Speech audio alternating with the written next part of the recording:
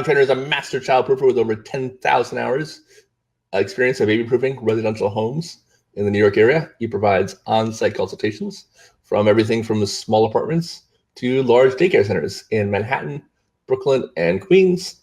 Tom holds the Advanced Certified Professional Childproofer designation from the International Association of Child Safety and is also certified as a child passenger safety technician. Tom also has first-hand experience in the field as a father to 3 sons, including a set of twins. Tom also, full disclosure, sells and installs Lifesaver pool fences. He's a customer of ours, but not a big one. He mostly focuses on childproofing, but from time to time, he has been known to do a pool fence, and he does a pretty good job. And he's in New York, which I'm sure makes for some weird childproofing adventures. So I'm sure he'll be back momentarily, and we'll get the show on the road.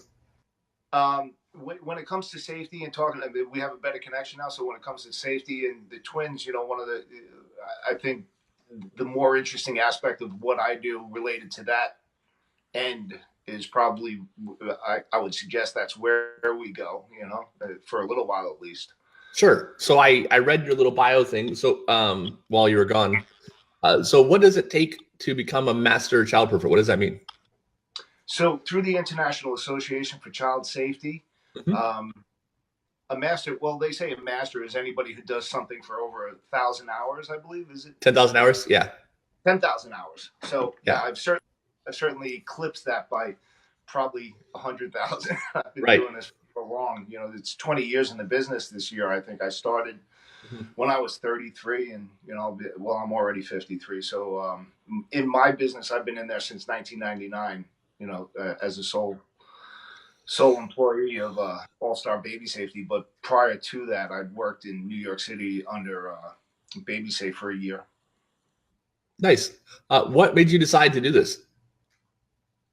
It was completely money. I just wanted to, I thought it was a great idea. A friend of mine originally gave me the idea, had his home childproofed, and I was looking to start a new business, and I'd had a background in auto collision, nightclub bouncer and bartender, and then I was looking for a retirement plan because bartending and bouncing is kind of dangerous. It was getting dangerous. I was getting older, and I was looking for something to start.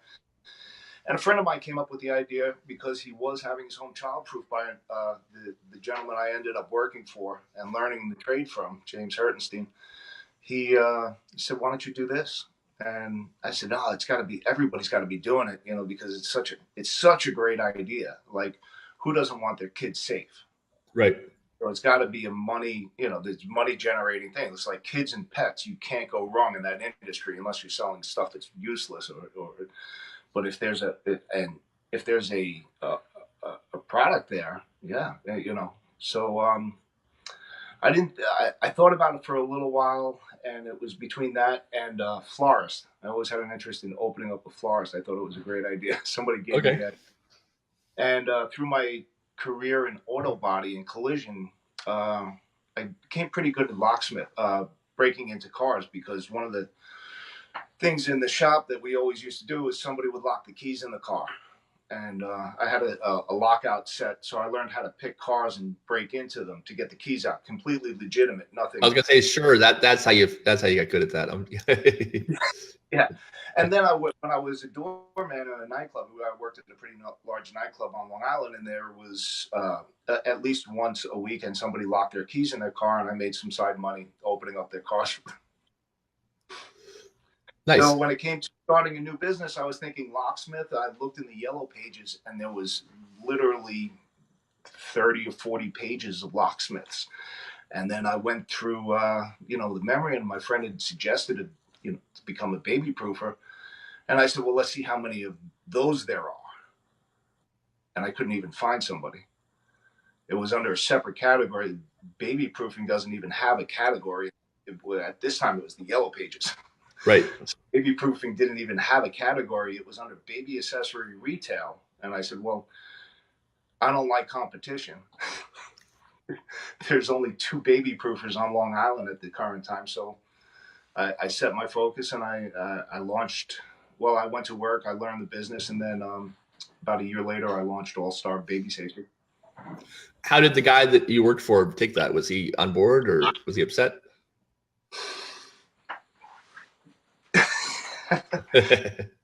Well, I mean, there was no, he was upset. Yeah.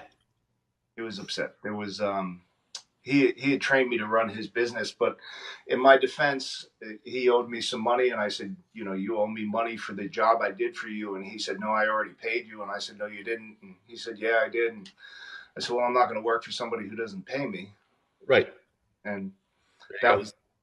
I would have been happy working for somebody for the rest of my life, probably. I don't know. I might have made that up, but I probably would have stayed a lot longer if he continued to pay me.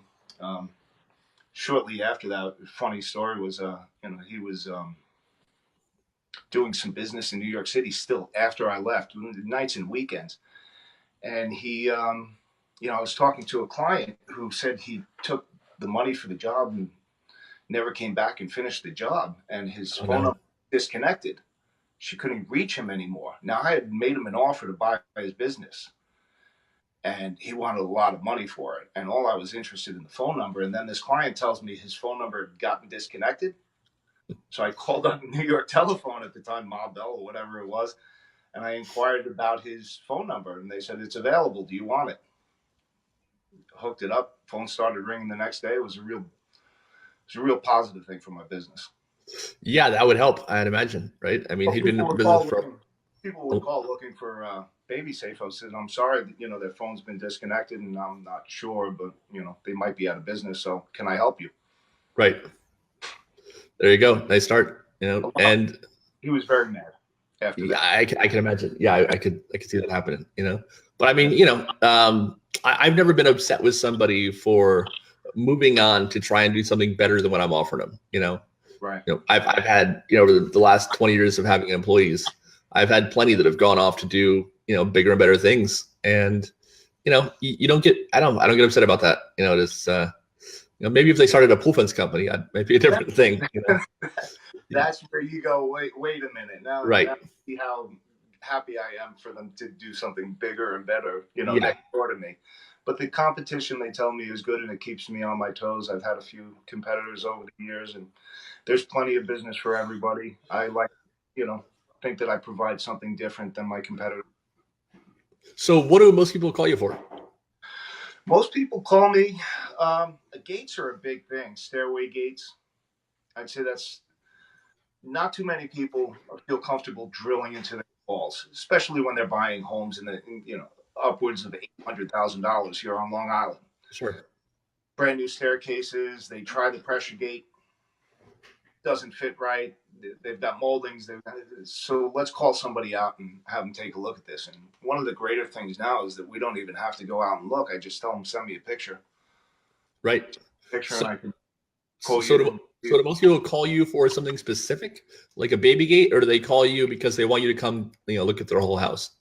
We offer both types of services. If you want a consultation service, we offer that. It's a depending upon where you're located, we do charge a fee for that. Mm-hmm.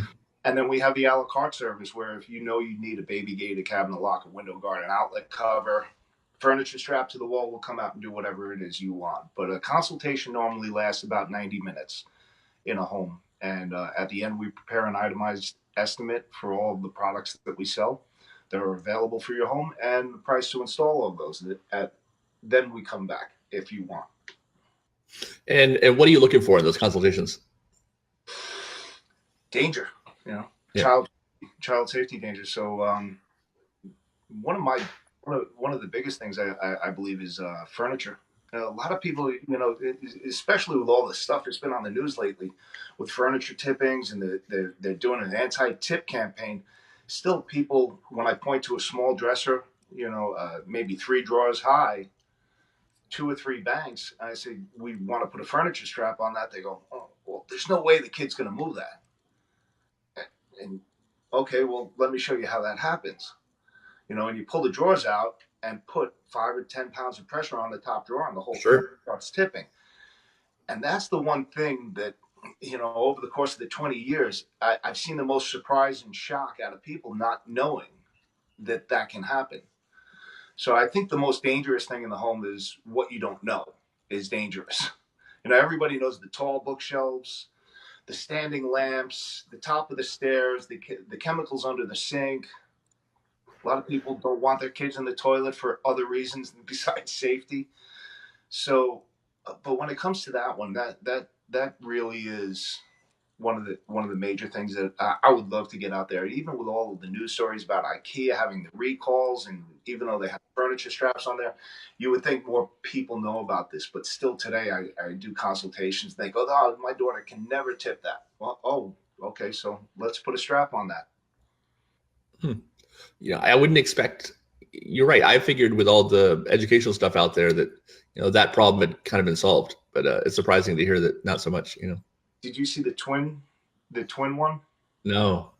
Oh my God, that was I think it was in Florida. It was last year around this time. There was a baby monitor in the kids' room hooked up recording. Maybe it was a Nest, but the two twin boys were in their bedroom, and their parents were so concerned they'd already emptied out all of the drawers for the dresser because they would, I guess, taking all the stuff out. Twins are terrible. I have to, in case you didn't know.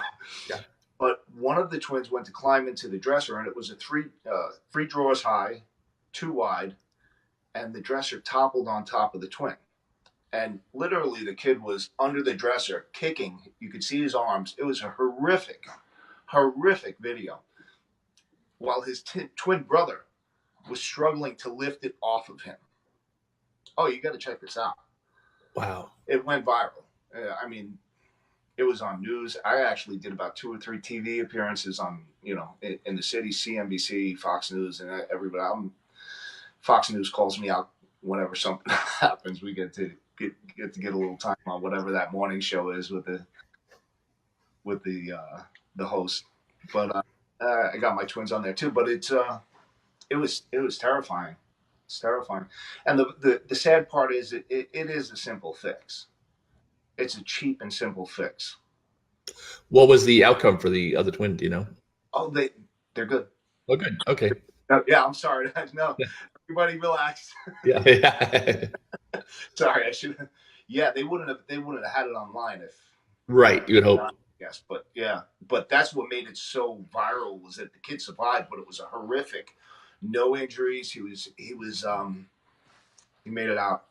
Nice. Fine. I think I did see one, and maybe it's that one where the twin, successfully got him out. I don't know if it's that one, but I think I saw one similar to that. Yeah, it was. Well, he ended up wiggling out, but he was under that dresser for about 2 minutes, and when you're a parent, that's horrifying. Yeah. About that stuff. So things like that, when pool drownings, everything starts increasing. Sure. In sales and your phone calls, but the other thing we do now is balconies too, and we're using your product. And I use having a lot of success. People love the pool fence on their balconies in New York City. Just the mesh, right? Not just the mesh. No, the whole thing. No, I wire the poles on the galvanized wire, and we strap that to the railings and pull it tight. Looks beautiful. Nice. Yeah, gives them a little extra height so the kids can't grab the handrail, and it is transparent, as you know. It really does look beautiful. Nice. I'd like to see. You got a picture of that? Of course. Yeah, send me a picture. I'd like to see that. That'd be cool. Yeah. We were using plexiglass on the balconies in New York City, or actually polycarbonate, because of the acrylic cracks. The polycarbonate was withstanding it, but then we had the attachment problem because the high wind. And the high wind was blowing the, not cracking, but stressing the attachment. So we moved to the cable attachments.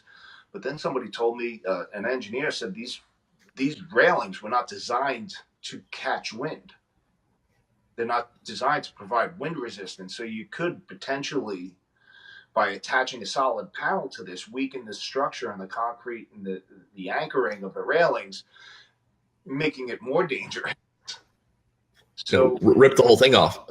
Yeah, well, thinking about that, I went to the next best thing, which was Lifesaver pool fence, which is breathable. and looks beautiful. Looks beautiful. I'll Nice. see photos. Yeah, But please. So I was thinking when my dad childproofed back in 1987, he used to do the whole, crawl around in your hands and knees deal. mhm. No, not anymore. You're done with that? Yeah. So to avoid, you can do that yourself if you want to do that. Things are going to change tomorrow. I don't think you Right. want me to come back every day and crawl around on my hands and knees. If you have your nanny do that or you want to do that, that's fine. But to sort of speed things along, what I say is if it's not specifically intended for a child and sold in the United States in, say, the past 5 years, don't let that child play with it. That covers a lot of important things, such as friends bringing stuff back from the Bahamas or from their vacation in Acapulco, and we found this cute little island, and here's this little drum set or a little tom tom or a Cupid doll with chokeable parts, things that haven't passed the Consumer Product Safety Commission testing for the. I'm not buying America. I'm saying, well, buy in America, but it's not American products. I don't care where it came from. As long as it's sold in America, you have a much greater chance of that product being safer. It's gone through testing. I'm not saying made in America. I'm saying sold in America. We do have some pretty strict standards here. The other problem is, recalls. You should check every couple of months to make sure none of your toys have been there.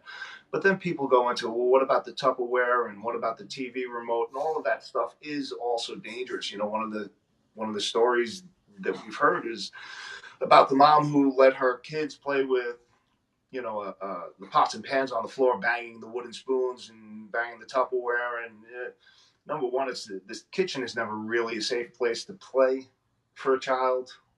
Some people do it, but you have to understand that at some point that pot and the wooden spoon may be on top of the stove with boiling water in it. So um, it's probably best not to let them do that. Yeah. I mean, you're reinforcing a behavior that you don't want repeated later on.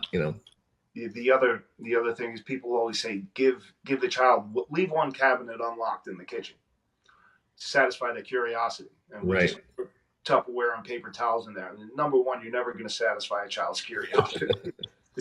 It just goes and it grows and it's on and on and on. And this was, I think Dr. Spock had a book 30, 40 years ago that said this would satisfy his curiosity if you gave him one cabinet in the kitchen. So in New York City, you sometimes only have one cabinet though. Some of the bigger places, you have it, but I don't like kids playing on the floor in the kitchen. And if it's okay to play in one cabinet, why isn't it okay to play in the next? Right. That makes perfect sense. Or somebody leaves the chemicals open, and mom said this was all right. Plus, you're tripping over things. It's best not to be in the kitchen. Is there anything else that people are surprised by that you come out and find that they're not expecting? You talked about the furniture stuff. What's that? Books. Yeah, that too. Besides that, people don't think well, that's why they call me out. So during the consultation, there's a lot of things where they go. One thing I don't see it as much, but it's rare that people don't think about it. Is when I'll see like a bench or a chair next to a railing, for a second floor, where or a seated window and no locks on the windows, and people always their first response to a window, well, I'm going to give you a window lock for that. They'll say, well, we always keep the windows locked. There's no way the baby's going to reach up and unlock that window. And our response is it's not the child who opens the window in most window falls. Usually it's a caregiver, a nanny, a babysitter, house guest, grandma or grandpa come over. They're changing the diaper. They'll open the window to air out the room and leave that window open that much. Right. Now the 2-year-old child comes by and the window's not locked and pushes it the rest of the way. So we recommend window stops on the side of the windows to limit the windows at 4 inches. Do you have brands that you prefer for different stuff? We use a variety. Yeah. There's between Safety First isn't, they do have a couple of good things, but Kidco, sure you're familiar with Jeff and Safe Beginnings. Yeah. wide variety of great products that he's developed as a childproofer over the years. He's made gate clamps for no holes kits, which are he manufactures now. He manufactures his own furniture straps, which are excellent. I use outlet covers hit by him. But then we go to Kidco for gates, Cardinal for outside gates. The retractable mesh is a little bit up in the air. I'm not a big fan of the retractables, being that you can't mount them too close to a top step. They're a little bit difficult for my clients to use, although they do look nice. It's not something I want to walk through. I actually took one from Kidco and put it in my kitchen for a little bit. It was trial, and it's one of the most difficult gates I've ever used. Yeah. Especially a high traffic area. If you're going to use them for a room divider, that's a great idea. If you're not going to be passing through it all the time, but to wind up and then retract it back, it's a lot of customers ask for them because they disappear and Right. roll up, but it's not worth it to me. I know people have said to do something similar for a pool fence, and it doesn't work for that either. It's kind of the same kind Roll of thing. Yeah, exactly. Yeah. Now, so you asked me in your email to ask you about feeding twins. Well, and by the way, if you reread that, you misspelled it. I had to decipher it, so it was tough to read, but I figured it out though. But so I will plead. Yeah, Siri probably. We'll go with that. Okay. Yeah. It's rough. I'm 53 years old. I have 4-year-old twins and a 9-year-old son, and my oldest child, my wife, is 43. So it's a busy life.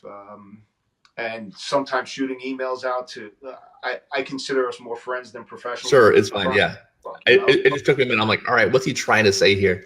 I think I got it though. If I'm not emailing with a client, I do tend to say, oh, I hope he got that or not. The problem is once you get to, I'll get to the end of the email and then I get distracted. And if I put the phone down, I don't finish the email and it doesn't get sent. So right. I apologize for that. So that's all right. I figured it out. Life and along that thought of being a busy life, one of the things I said is being a parent of twins. There's not only is there an aspect of childproofing involved in that, and one thing I like to tell my clients is that it's half price. It's one of the only things for one parent of twins that you only have to buy one of. There you go. For both of them, so it's it's relevant in that way. But as far as feeding them, oh my God, it's getting better because they're 4 now. But when they were 8, 9 months old, and at the dinner table, I said I never could have imagined myself throwing food at a child. But yeah, there I was a couple of times just trying to quiet them down, throwing food across the table. It's pretty hectic. But they're amazing little product testers, and I learned a lot about childproofing, a lot about supervision. None of the stuff we sell really replaces supervision. It's not like we could go shopping, sure, childproof the house, but it does make your life a lot easier. And I never imagined I would use so many gates in the small house I have. I mean, probably about 4 or 5 gates in a one floor, just to keep them confined to different locations. So is there anything in particular about twins from a child safety standpoint that you found? Well, so as far as the play yard, those octagons, yeah, they'll lift it up and crawl under that at around 9 months old. You really do want to screw stuff in when it comes to twins, because they'll work together. They'll stand on top of each other, whether the one on the bottom likes it or not. They will stand on each other to get over that. I guess in the case of the dressers falling on each other, sometimes they'll help each other out. It's never happened in my house. I guess one of the biggest fears is that it happens in somebody else's house. I'm always worried when they go on play dates. But from childproofing, no, I guess the biggest thing is it's, one cabinet lock works for 2 kids. That's the best part of it.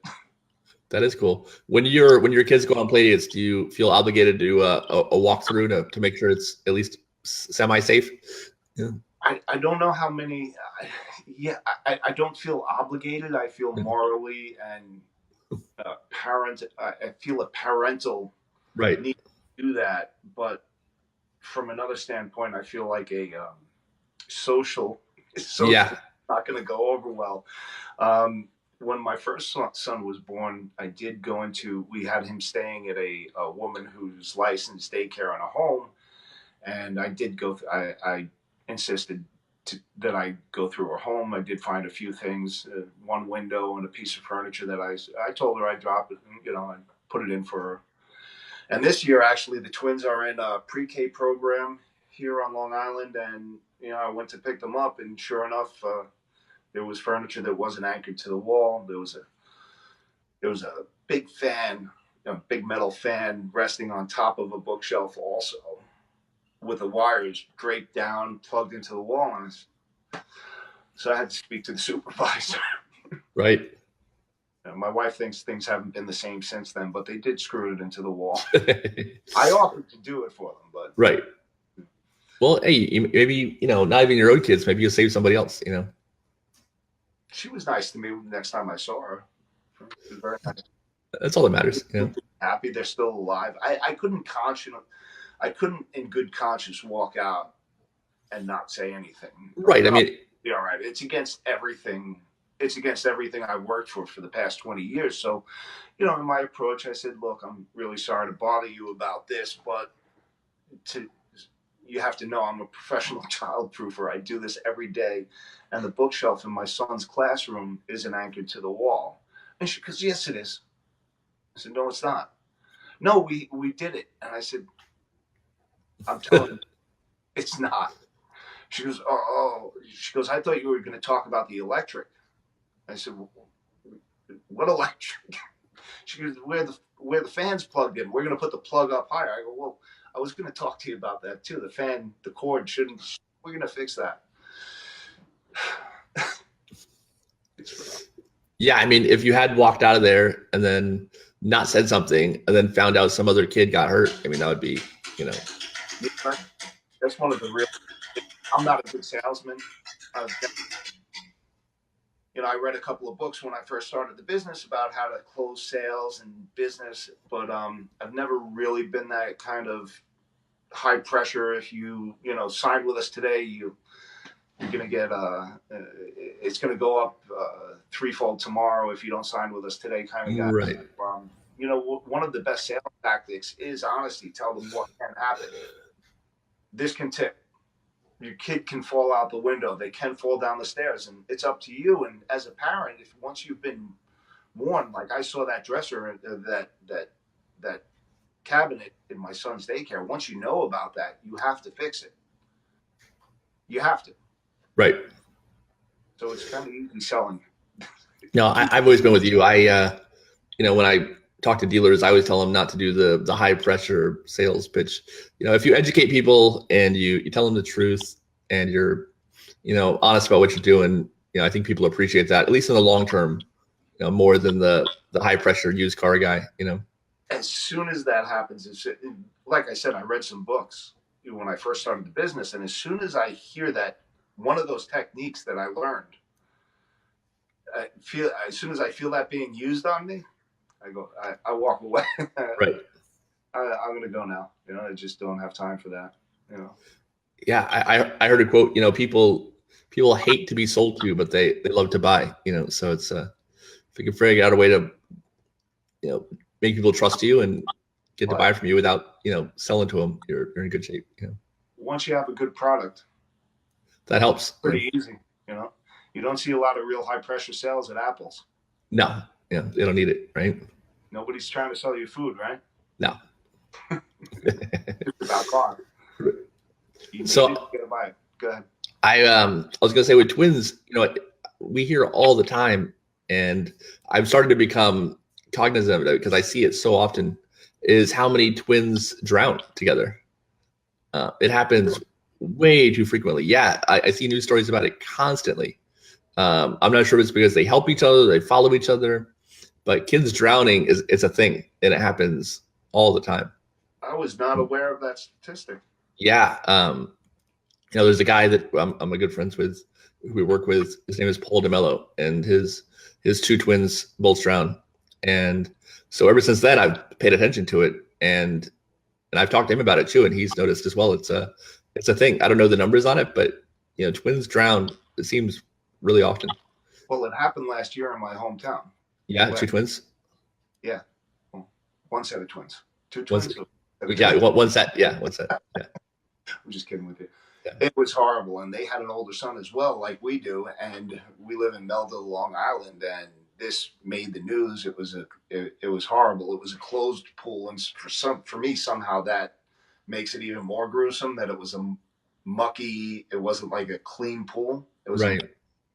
And they had to send the divers in there to get them out, and it took them like an hour to find, the other one. The one they got one, but it took them an hour to find the other one. But apparently the mom was still sleeping, and the 5 or 6 year old older brother let them out the back door, and they made it down to the pool. And so my wife took that really hard. I mean, it was so similar to us, but they just bought a new house, and I wanted to go online and say, why didn't you buy a pool fence from me? I wanted to say, I didn't know how to respond. And, when you get into your 50s, before you do anything, you think about it now. And I started thinking about how many times I've met with clients who, they moved out to Long Island from Queens, as this couple did, and they stretched their last dollar getting a nice house in a nice neighborhood where their kids can go to a nice school. And there's no doubt in my mind that these parents did that, but why didn't they spend $2,000-$3,000 for a fence? And it's not something they wanted to happen. I can't imagine what will become like Paul. I can't imagine what would happen losing two of my kids. But people don't know what it's like having twins either. There's been nights, there's nights where they're not sleeping, and you're up all night with them, especially in the 1 to 2 year old stage.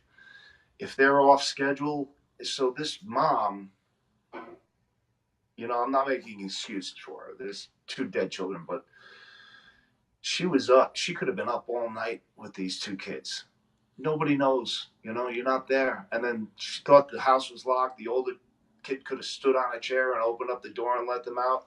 It's just horrible, but that's why we have these things in place. So let's get angry at her because she didn't have enough money, Not everybody thinks it's going to happen to them. People take chances, and it's very sad. It's very sad, But I remember when we were buying our house, we stretched our last nickel. You get into that process of buying a new house, and you think you've got it all covered until this happens and that happens, and then you're paying all sorts of people you never planned on paying to finish, and just because you can't even go back to your old house because you're under contract to sell that one, and now you have to buy this and pay this, and they could have been broke, and unfortunately they didn't get a fence, and their kids died for it.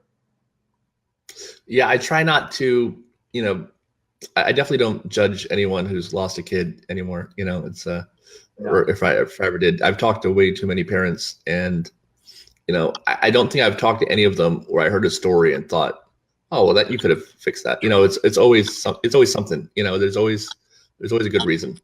And or something unpreventable almost, or they recognize the error they made, and obviously they wish they could fix it. So, yeah. One of the mistakes it's funny when my wife and I occasionally will go to friends with pools. We don't have a pool. And throughout the whole, I'll just keep my eye on the pool the whole time because I can't force Uncle Sal to put a pool fence in, Right. Yeah. He's, he doesn't have, his kids are 20 years old, 25 years old. So when we go to his house, because he has great parties, I put that chair right by the edge of the pool, and if I have to go anywhere, honey, sit down. Right. Make sure they don't go in the pool, or if they're in the pool, they have life jackets, and they're still being watched. You know, they're 4 years old; they haven't learned to swim. But I was going somewhere else with that, but I lost my train of thought. But yeah, I mean, a lot of people recommend the water watcher system, essentially, where you some people do like a lanyard someone wears, or like has a whistle or whatever. But the idea being that every 15 minutes, there's one person who's in charge of sitting in a chair by the pool and doing nothing but watching the pool for 15 minutes, and then you trade off. That's where I was going with that. Is my wife and I actually have hand signals now. We look like gang members. We'll go, "One, how many you got?" Like, if she's on the other side of the party, we'll be like, "I got 3." Nice. That's awesome. That's not even just for the pool. That's like because they get around. You can't put them on leashes, and we try to keep an eye on them. But when there's a pool, we watch the pool. If there's no pool, it's imagine going to an amusement park with them. It's nice. The hand signal thing works. For the pool, have you tried the safety turtle? You know what that is? Safety turtle, I recommend all the time. Yeah, those are great. I do recommend them. I don't sell them. It's not worth it for me to carry it financially. Yeah, they're expensive. I send them to you, or to purchase that, especially grandparents or people who are absolutely opposed to a pool fence, or when they live on the water. The safety turtle is always in my recommendations to them.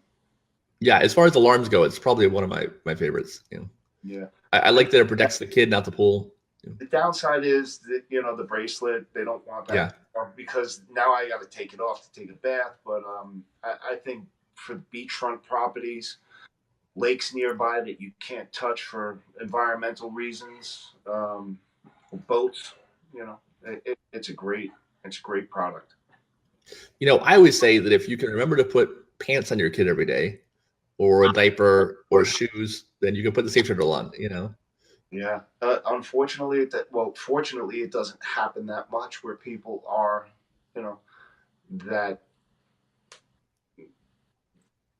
that diligent about putting the bracelet on. It's kids can't go outside naked. You have the time. It's just, you fall into this sense of security, and as a parent, I've laxed some, there's things,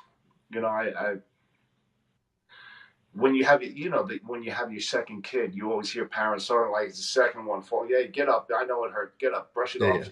You're fine. You're picking food up off the floor. Where the first one you were washing it with filtered water, and now it's like, well, we got 3. I could afford to lose one. Just kidding. But we were really only expecting 2. A total of 2, and got an extra. It's kind of a surprise, and it's just a joke. But my God, it's tough taking it. We're outnumbered. And wife works full time. She's a teacher, so it's a life, man. I went down to Florida just recently to visit my dad. I was with my sister. It was his 80th birthday, and I'd never felt like I was so useless in my life. I was just sitting there. I went to the gym, came home. I'm reading this paper, and there's no kids to take care of. And this is the first time in 4 years. 4 years. They're almost 4 years old, and my sister accidentally knocked a glass of water off the coffee table. I got it. She's like, relax. I'm like, no, it's just ingrained in me now. There's always 1, 2, 3, 4, 5. It's constant. But I thought while I was on that vacation, I go, what would I rather be? Would I rather be single and not married and be able to sit around in Florida, sunny, beautiful, and like go to the gym, read? Or would I rather have that chaos? And, I'm going to take the chaos. Definitely chaos. It's great watching them grow up. I'm a proud father. I think most people would. I don't hear anybody that ever wants to go back. So, yeah. Maybe a couple of maybe a couple that should.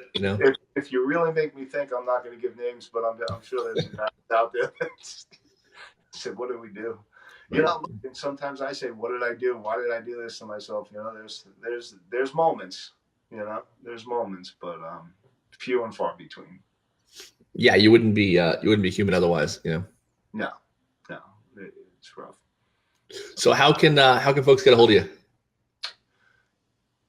allstarbabysafety.com website. Perfect. babyproofny@gmail.com. Awesome, man. Well, anything. 77 not sorry.